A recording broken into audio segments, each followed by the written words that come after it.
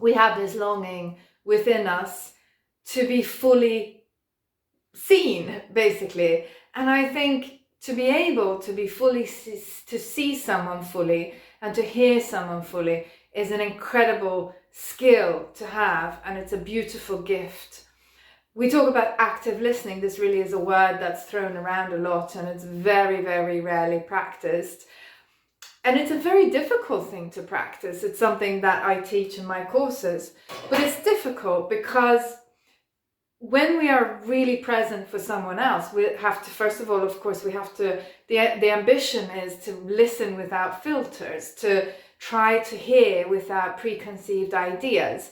This is already very, very difficult. But as we are present for another person, as we look at them completely, as we hear them completely, we not only have to be fully present with them, the story that they're telling us, the content, the emotions, the beliefs, etc., but we also have to be fully present with our own emotions as a response to those words that the person is giving us.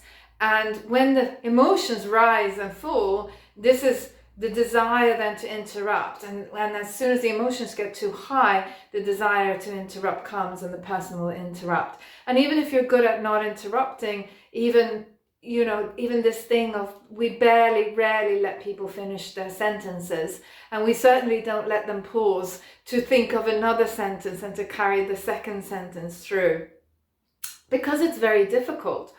And as a coach and a client, what I teach my students is to fully be present and listen, not just to those two things that I've mentioned, the client, their energy, their story, and your own emotions in response to that, but also to be fully present and responsible for the safe space that's created in this process. And this is the difficult and paradoxical things, because we have to be present to three things all at the same time. If there's anything I could give you, would be an invitation to listen without the filters of prejudice and judgment. And of course, we don't think we judge. We all think we are non-judgmental. No one likes to think of themselves as having judgments and so on.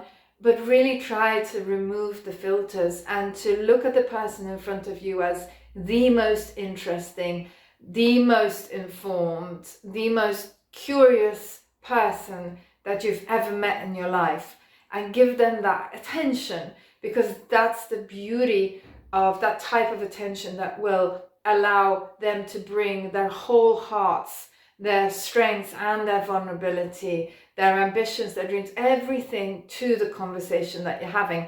And when you're both present in that way, that's where the chemistry and the magic happens. Active listening, it's talked about a lot, but it's very rarely practiced. And the reason it's not practiced is because it's really difficult to do. I know for a fact I've been absolutely a master interrupter in my time. And when I learned really to listen, it was this thing of being fully present, not just to the client, but also to my own emotions. And to be honest, it's wonderful. It's wonderful to give yourself the permission to sit back and relax and listen to the person as if they were the greatest storyteller on earth. They don't need your interruptions. But the gift that we can give them on something like a World Selfie Day is certainly to hear and to see the people that we meet and to listen to them deeply. So if I've inspired you in any way, I would say, I would hope that you would give that full attention to anyone that you meet today. Okay, thank you. Bye.